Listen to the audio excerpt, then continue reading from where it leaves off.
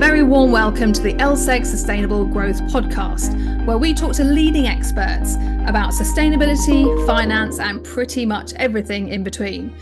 I'm Jane Goodland, and this week I feel very lucky to have spent time with Sally Radwan, who's the Chief Digital Officer at the United Nations Environment Programme.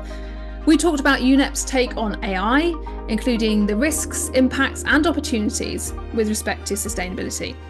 But before we hear from Sally, a quick reminder to follow us and rate us on Spotify, Apple Podcasts, or any other platform you use. Enjoy the show. Well, hello there, Sally. Thank you so much for joining us on the podcast today. I can't wait for our conversation because I think you've got probably one of the coolest jobs out there. You're the Chief Digital Officer at UNEP. So let's start with, tell me a bit more about UNEP and also what you get up to there. Thank you, Jane. Thank you for having me. It's great to be here. So UNEP, or the UN Environment Programme, is the part of the UN that deals with the environment as a whole. So we call ourselves, or people call us, the global authority on the environment. So we help set the global environmental agenda. We have, of course, all of the UN member states as our constituents. And we promote the environmental dimension of sustainable development. So when it comes to the UN Sustainable Development Goals, we're actually custodians of 26 of the indicators across 6 of the actual SDGs. And we also have the mandate to keep the environment under review. And we can go into what that means exactly. We're headquartered in Nairobi, in lovely Kenya. And it's actually the only UN headquarters in the Global South. So we're quite proud of that. And how long have you been there, Sally, out of interest? Just over 2 years. Okay, and how's it going? You settling in? Yeah, it's quite a lovely place to be. If you're going to have an environment program based somewhere, I think Nairobi must be at the top of the list. The biodiversity and closeness to nature here is just unbelievable. And I get to work at the intersection between that and my passion in life, which is technology and computers and all these lovely things. So it's quite... Because your background is more on the tech digital side, right? Am I right in thinking that's your kind of, that's where your career started? You're right. Yes, I'm a computer engineer by training. And after that, I also did an MBA, so started kind of going into the business side a little bit, but more really to understand the business aspects of technology rather than move completely to the business side. And that's where I've been all my life in various capacities, whether it's the private sector, government, or now the UN. Excellent. Okay. So you get to blend all of these fascinating worlds together. And that's why I said you've got a really exciting job, because I think, you know, you're very much at the nexus of these big, big themes in the world, which are kind of shaping the world we live in. So tell me a bit more about UNEP's key objectives when it comes to data, and particularly AI as well, because I guess it might not be the first thing you think about when you look at kind of the UN Environment Programme. Oh, yes, well, we've got to think about AI. So help us understand what the objective is of your work, as it were. That is very true. And indeed, the role is quite new. So I'm the first Chief Digital Officer that UNEP's had.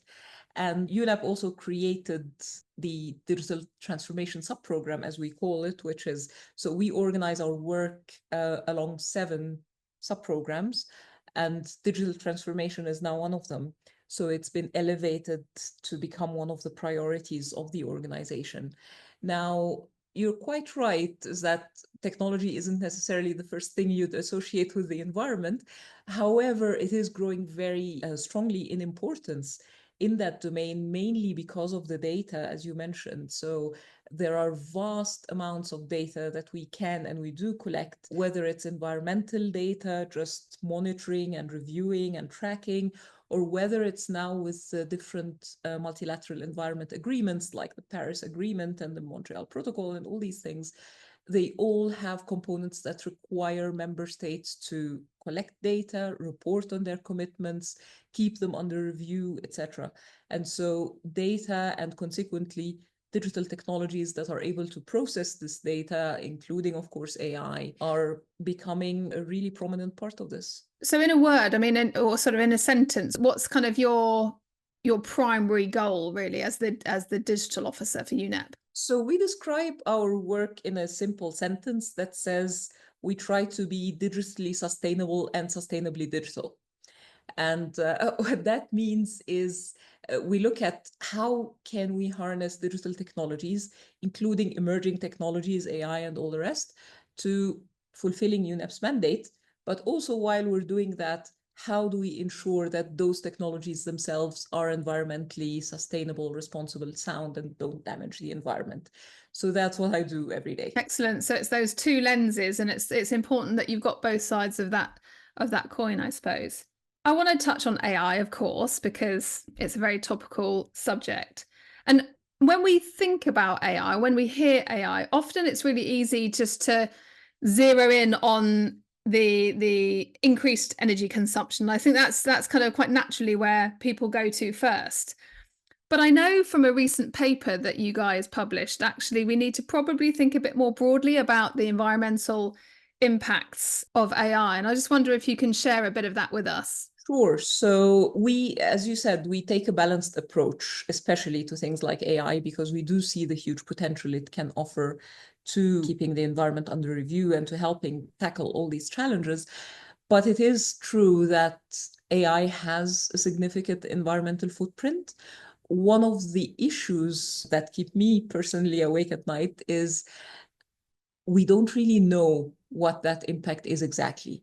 There is not enough research, not enough reliable data out there to help us quantify and therefore decide whether or not we need to mitigate that impact.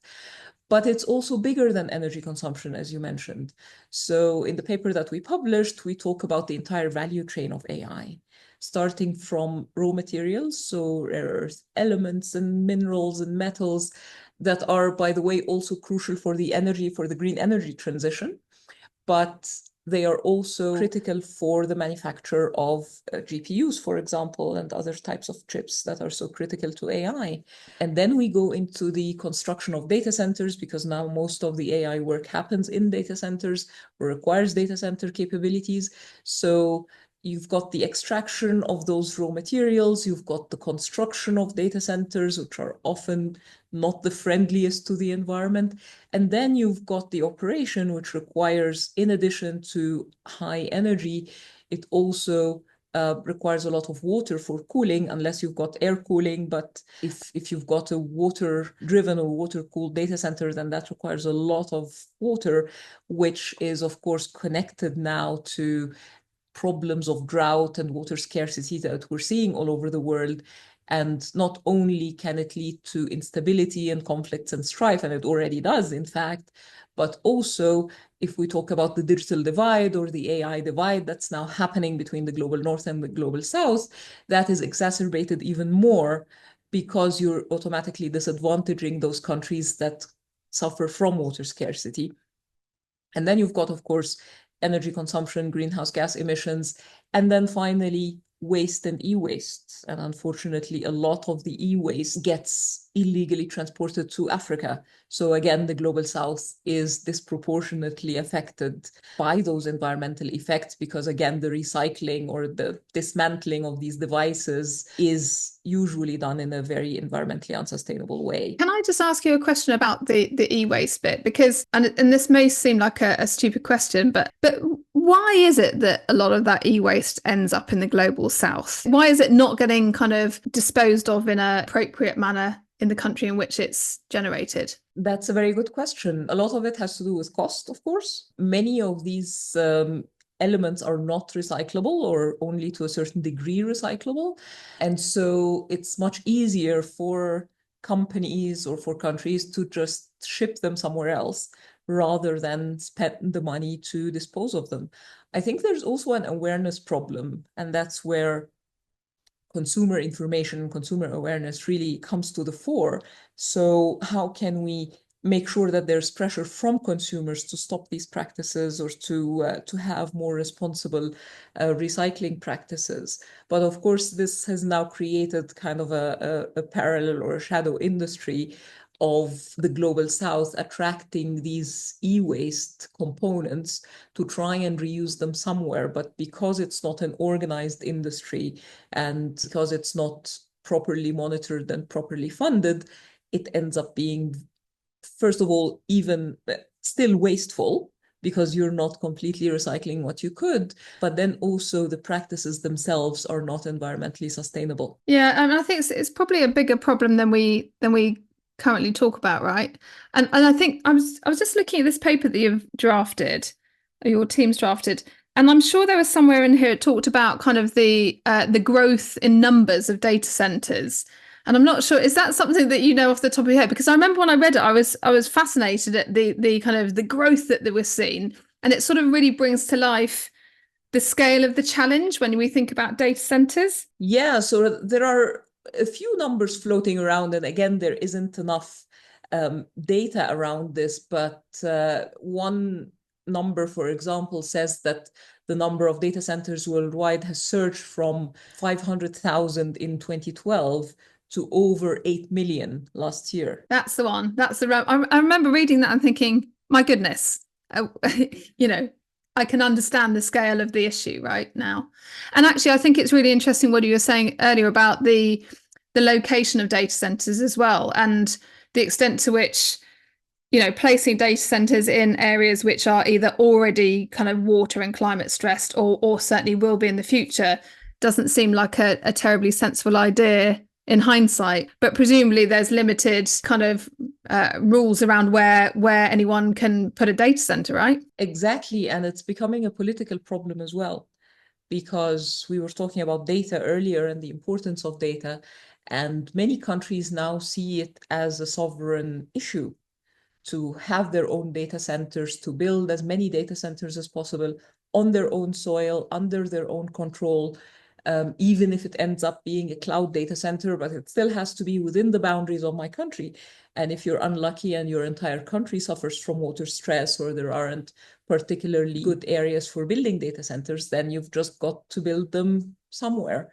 So unfortunately, there is this global trend of increased data center construction. So I think this surge that we've seen from 500,000 to 8 million is only going to get even steeper. Yeah, that's fascinating, isn't it?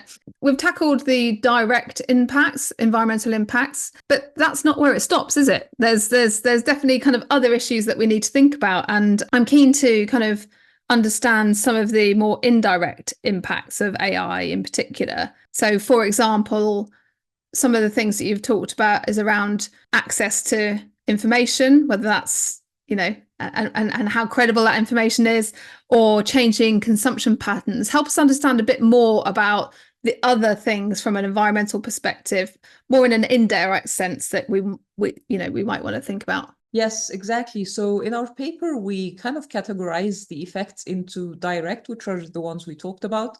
And there are enough challenges with those, as we said, because we can't even measure them yet. But then we start getting into more speculative territory with the indirect effects, and then we've got higher order effects, as we've called them. So the indirect effects are things like using AI in highly targeted advertising, even more than we've had in the past, where you can create content almost tailored to every single user, the market segment size of one that we've been talking about forever in marketing. But then things like the proliferation of autonomous vehicles due to advances of AI, leading us to each wanting to own our own personal vehicle instead of moving to more environmentally friendly mass transport and so on. So these are the more indirect impacts. But then the higher order impacts are really even more speculative, because here you're talking about longer term shifts that will happen to certain sectors or even to social aspects that can only be seen over a long period of time. Things like, so we've got misinformation, disinformation today due to AI, because the content that is created by generative AI is so credible and the videos are so well made that it's extremely hard to distinguish what's true and what's false. But then think about the longer term effects of this. How is society then going to react to online or any kind of digital content? How is public trust going to erode in any kind of content that you see, especially with digitalization becoming more and more important in our lives?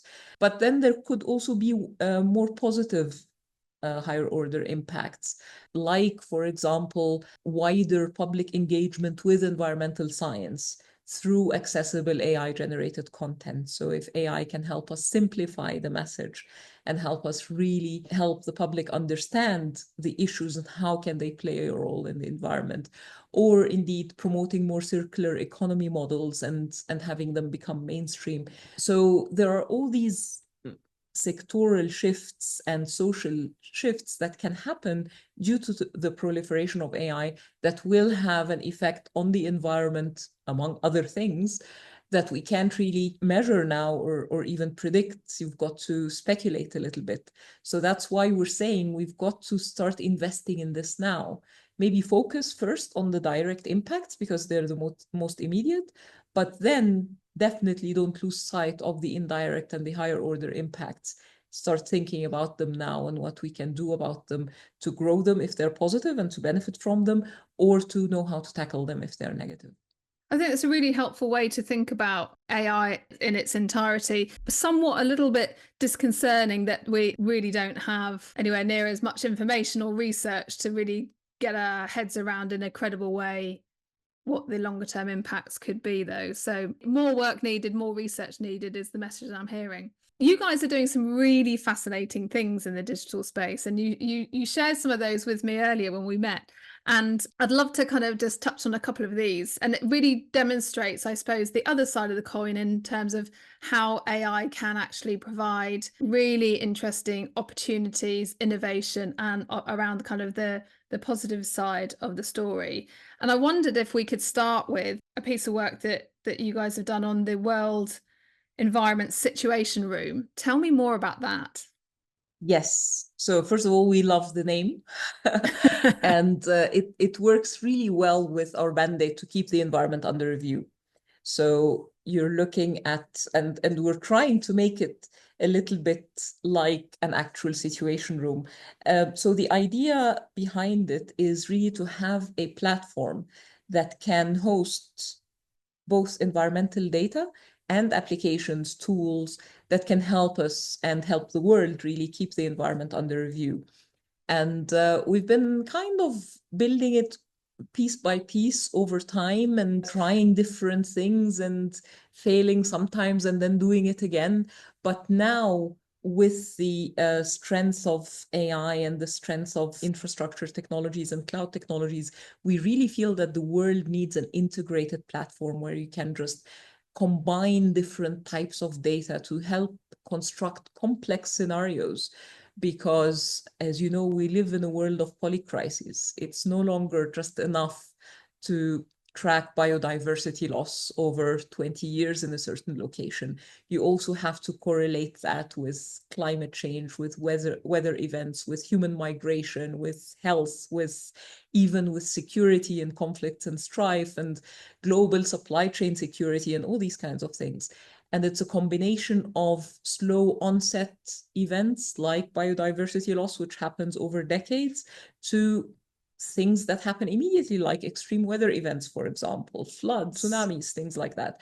And so having the ability to combine these different data sets that come from different sources, that have different formats and granularities and even different levels of quality, and being able to use them and mold them into these scenarios, that's why you need a robust platform. And then you can build these different vertical use cases on top of it. So this is pretty much what the World Environment Situation Room is.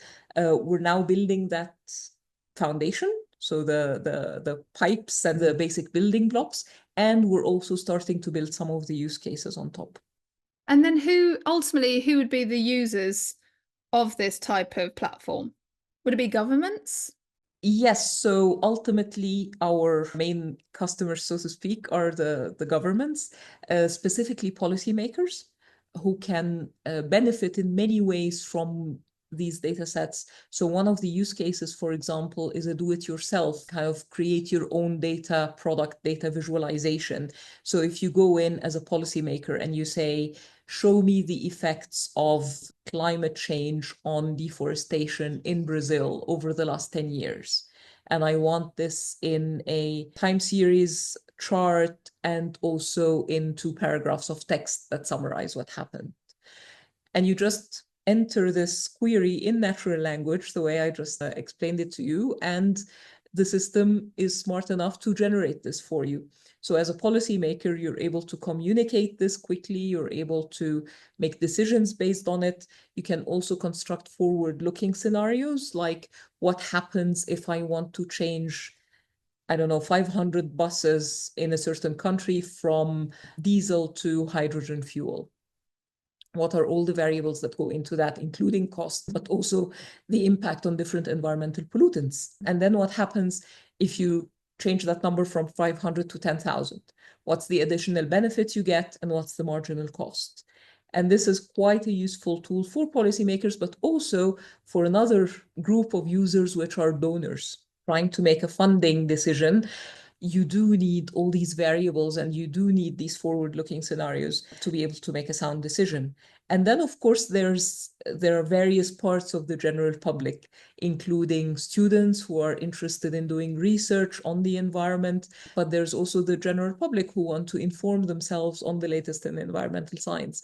So there are different types of user groups, and we're trying to tailor the experience to their needs. That's fascinating. And I can really see how a policymaker looking at different potential approaches should be or would benefit from saying, well, what happens if I do this? Because it's really about kind of thinking about knock-on impacts as well, isn't it? Like you said, that so many of these issues are interconnected, like taking action in one space may well create unintended consequences elsewhere. So yeah, sounds really fascinating. Look forward to seeing that when it's fully fledged and operational. Let's move on to climate and greenhouse gas emissions, because obviously that's a potentially ripe area for AI to help to understand and model and to track. Are you working on any innovations in that space? Yes, a number of them. One that is live now is what we call Eye on Methane, which is part of something called the International Methane Emissions Observatory. So what we do there is we use analysis of satellite images to detect methane emission hotspots. So whenever there's a plume somewhere, we start detecting it, we track it, and then once it reaches a critical level, or just before that, actually, we send an early warning signal to the governments concerned so they can start putting their mitigation plan into effect. And this has been trialed successfully with at least 3 or 4 countries now, and they're finding it very useful, because that's the concept of early warning, right? You kind of need to know things before they get to a critical level, and this is where machine learning comes in.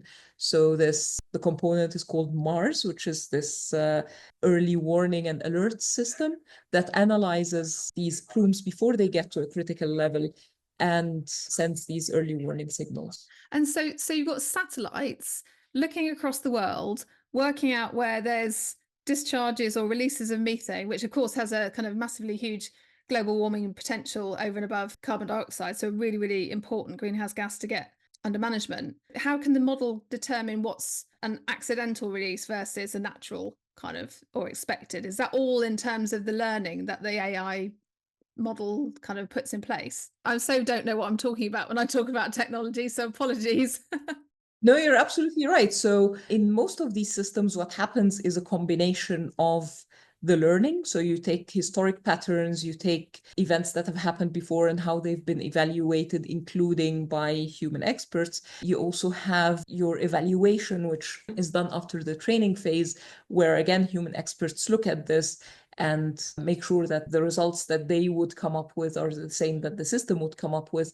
But then the strongest type of AI models are a hybrid between that and rule-based systems. So you'd have your knowledge, your science expertise built into the model as well, so it can augment that knowledge that comes from the training, which is why the longer you operate these models for, the better they get, because the learning effect and the different types of events that could lead to a leak, for example, or the different patterns or the different timings at which you can issue an alert, or all these things, they get better as, you know, the more data you have feeding into the system. Brilliant. Sounds great. Earlier in the conversation, we did touch briefly on information, access to information and misinformation on sustainability and environmental issues. How is AI helping to sort of tackle this area specifically? And are there anything that you guys are working on to focus on that element? So we're working on something called Environment GPT, which is a working title.